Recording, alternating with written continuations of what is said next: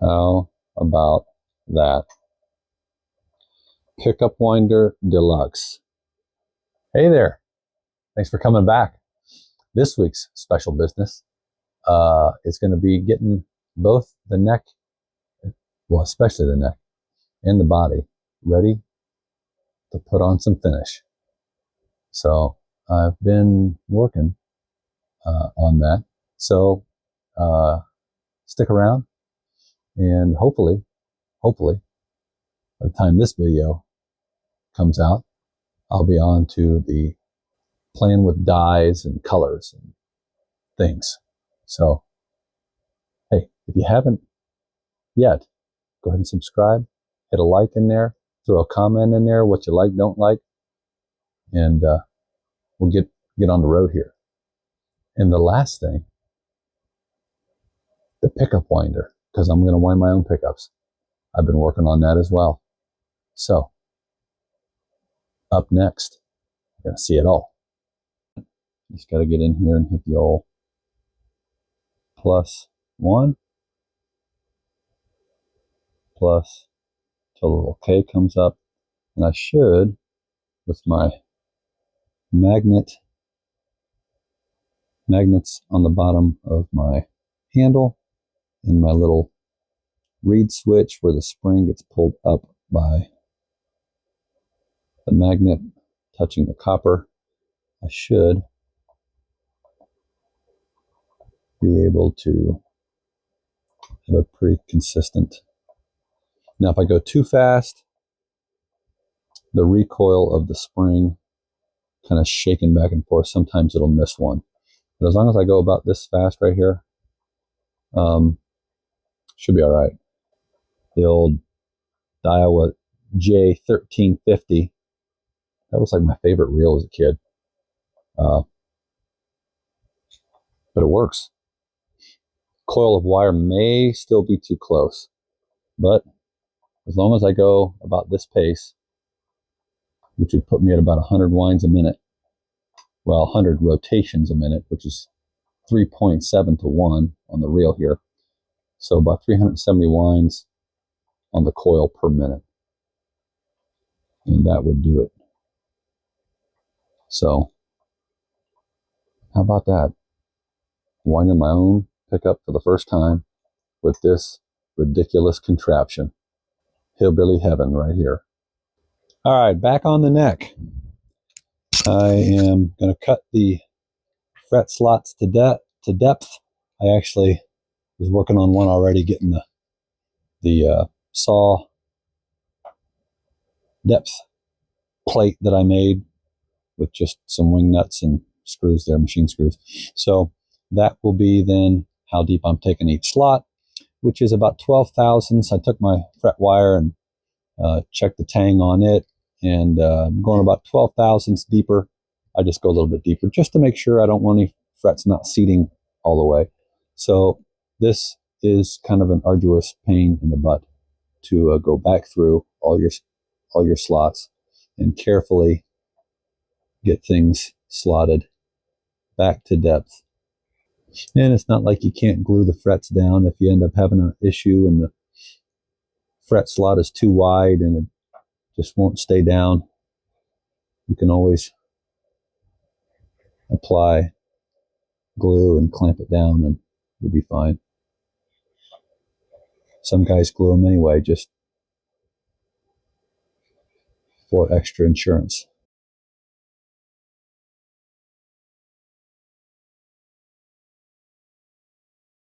Now, nut slot, and I think I'm going to go a little deeper, and I'm typically on the nuts on the LUT slot.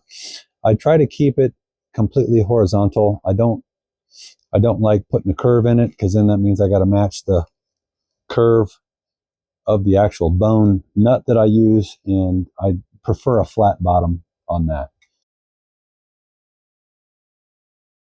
That'll do. On to installing frets, but I will probably cut this slot out with my miter box first, and then I will inch my blade over a little bit at a time to clear out all of that material. I think that's what I did last time. It's been so long.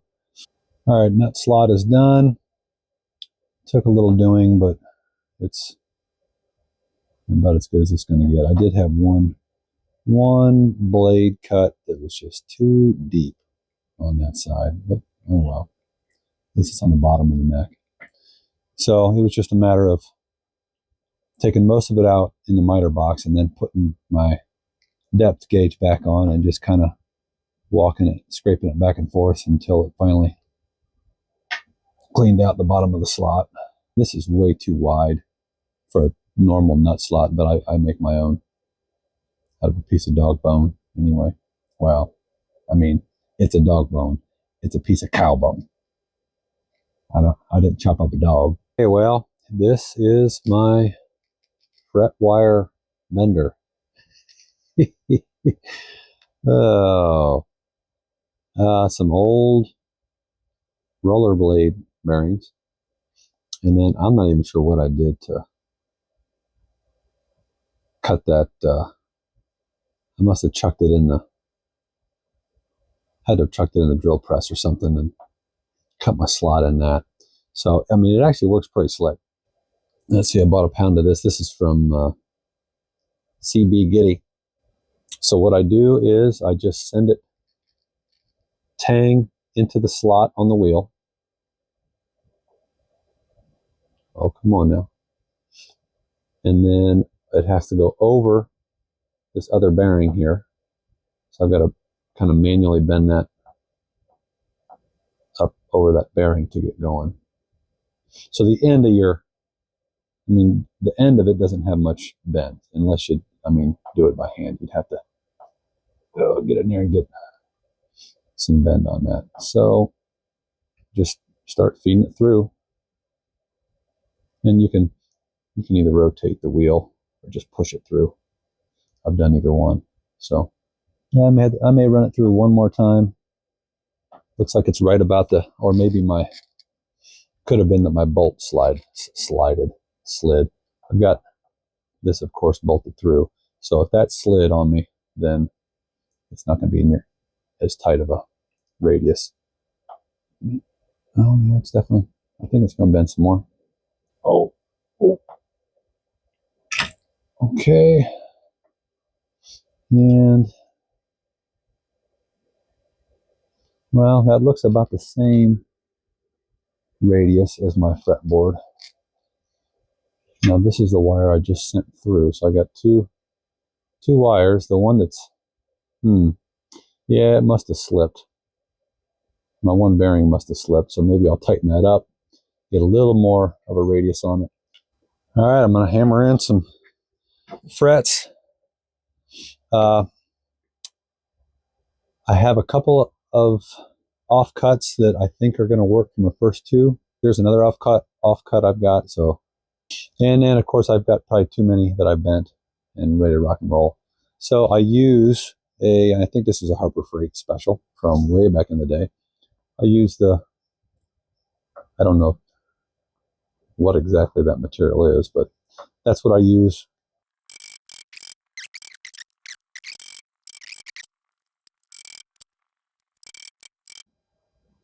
I may have to glue all these. Not happy about that. I think I may have cut my slots just a little too wide with some wandering blade as I was getting my slots to depth.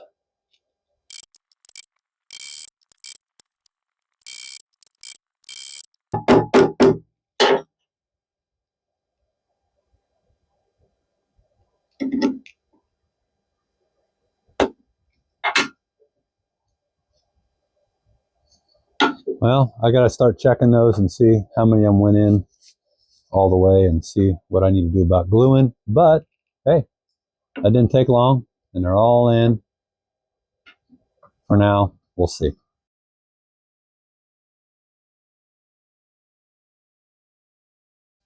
Apparently, that whole section of video right there had no audio. Had no idea my microphone wasn't on. So I guess I'll just kind of walk you through what's going on. Oh, wrong way here. Walk you through what's going on. First, I'm just getting the fret ends taken down flush with the side of the fretboard. This first one is longer than the rest, or at least than most of them. So I'm trying to do a little extra work there first. So you just keep on doing this, the big old bastard file,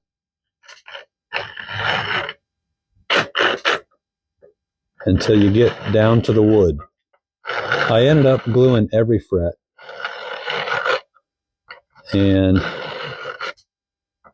clamped. I taped the fretboard between every fret. Then I glued them. It was a disaster and a mess. I've never had to do that before. I've glued fret ends before that I couldn't keep down, clamped them and glued, just a drip on the fret ends, but never have I had this many frets that wanted to work their way out of the slot. So, and I've used the same Japanese flush cut saw forever. So I'm not sure why exactly that has happened this time, but not fun. The amount of cleanup on the tape and the glue, it was not good. Almost.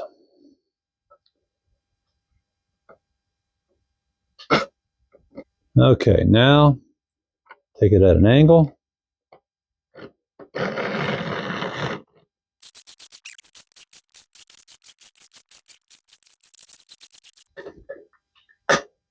Well, I think I'm just gotten down to the wood, I think. All right, well, that feels a whole heck of a lot better than it did. No more cutting and blood and whatnot. It's looking much more neckish.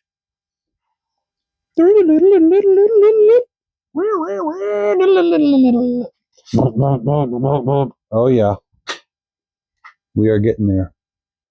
After all the file work, now I'm going to take a marble plate that I use, marble tile, put some 320 grit. I'm going to get the fret ends dressed up the way they need to be, dressed up and ready to go out, I guess. Man, I still have cleanup. I can see every time I see another spot of dirt, I can tell that's where some adhesive was left behind. So again, I'm just going to take this down the side of the neck. And in the past, I've had issues where the other neck builds I've done have been in the spring-ish, when things are starting to get more humid. And the wood then is not nearly as dry as it would be in the winter when it gets, humidity so stinking low, at least in Ohio. And then the next winter, after I've finished the build, I invariably get fret sprout all along the neck because, again, I built it in the spring when it was more humid. And so now, having this being built in February right now with really dry air, I'm kind of hoping maybe I can avoid some of that issue that I've had in the past. And I don't polish them. I don't care that much.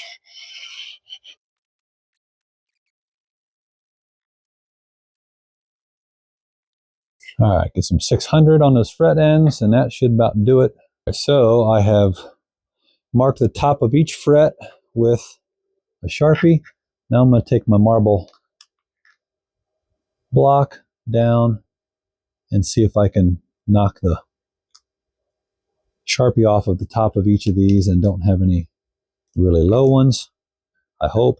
Now, I've never actually done this. Normally, I fret it and send it, and it's done. But because I had so much issue with these actually staying in and having to glue them, I figure I probably should do myself a favor and check. So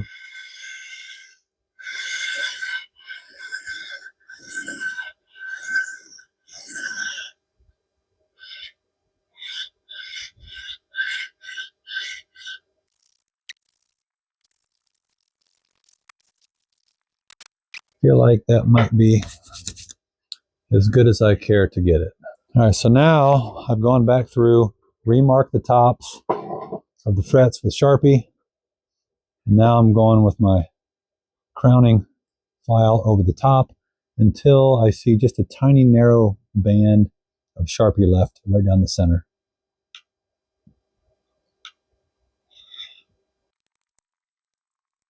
Yeah, I need to polish those, which means I got to retape the frets, which is not really what I want to do, but I would also like to get the finish in this thing. All right, so here's what I'm going to do for the polishing. I'm just going to tape off each fret one at a time and just take a quick back and forth across the fret with the 600 worn out 600 grit that I used to take care of the fret ends.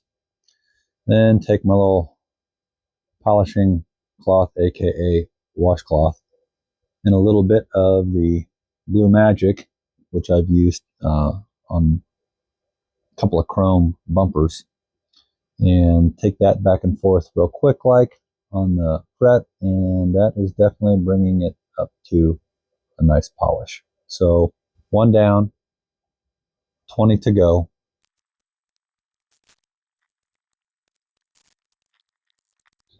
Well, that looks a lot better. I have never done that, but I'm glad I did. On to, let's see, what am I going to do next? We'll see. I got to think for a second. The neck, this is how tight the neck pocket is. It's just in there. I mean, it's literally just in there. Oh, come on now.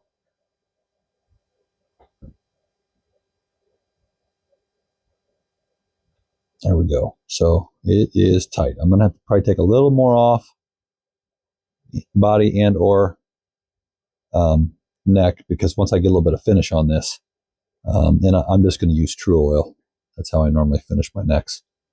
I don't like something heavy gloss. I just like something nice and smooth. So that is a very tight fit in the neck pocket, which I like. So I'll just take these in until they just kiss the neck. Yep, good enough. Brought my radiusing block out to sit the neck on to keep it from rocking back and forth, keep it level. And I've set my depth to about, somewhere between 5/16. I mean, gosh, I did it again. 5/8 and 11/16. So I just did some measuring on the switch here. Hole to hole, we are 1 inch and 5/8. Slot is 1.25 inches. So I needed 3/8 split between each end. So 3/16, 3/16. Use the old caliper. Made a couple little marks.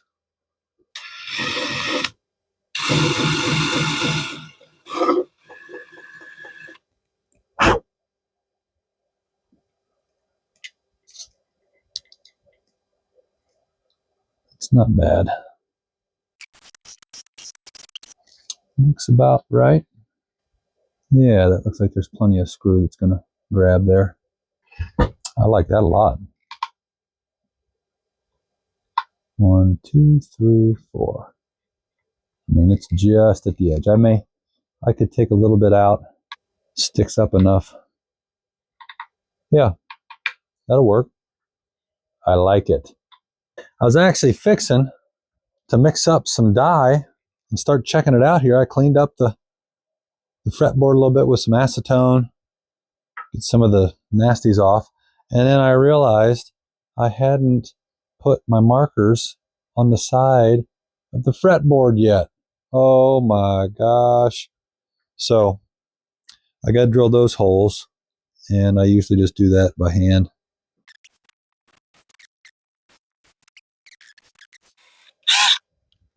All right, those will get one of these shoved in with a little bit of glue. Now I got to get the bridge holes drilled. I marked them out. I laid the bridge on. I actually put the neck in as well and kind of made sure the bridge was centered. Brought lines from each side of the neck down. Got the bridge where I wanted it. Marked the holes. All right, so I got all my little side markers glued in. Just a little drip of CA and shoved those in there. Got that done. I did a little bit of sanding with 320 on the back. Started doing a little bit on the top, and I thought, you know what? I need to get my little truss rod access routed before I do the final sanding on the top. So I'm going to try to bring you along here for this ride. Okay, freehanding like this is always a little nerve-wracking.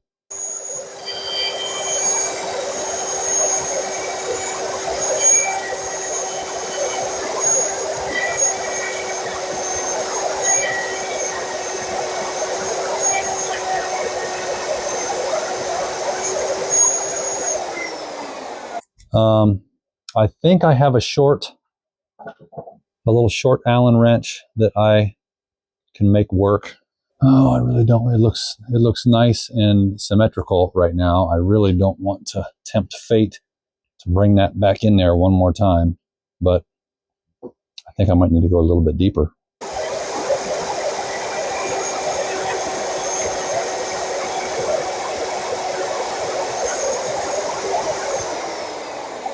Yeah, that's had to be good enough for who it's for. Yeah, she's burnt pretty black. But it's okay. It's going to be a burst anyway, so it's going to be kind of dark and black around there anyway. So I think that'll do. Like that doesn't look bad. I can. Oh boy. Yeah, yeah, it's a little. I might open this side up a little bit because it looks like it's, as you can see there, it kind of flares out this side, but that side doesn't. I can take care of that with a chisel. All right, my side markers have sat all night. I was supposed to be headed to southeast of Cincinnati to pick up a '66 Mustang that I had made a deal with a guy to buy. And yesterday afternoon, while I was out here working on some things, I get a message from him. Hey, sold the car. Oh, that's nice. Thanks for letting me know. Like less than 12 hours before I was supposed to go pick it up and drive it home. That was gonna be a trip. Back roads home from the Natty. I believe those markers will do, and I'll know where the heck I am on the old fretboard. Glad I remembered. All right, hit it with some 600, and then I don't even know what else there is. I forget. All right, I'm going to call the neck done and ready for finishing. Did it. Whew.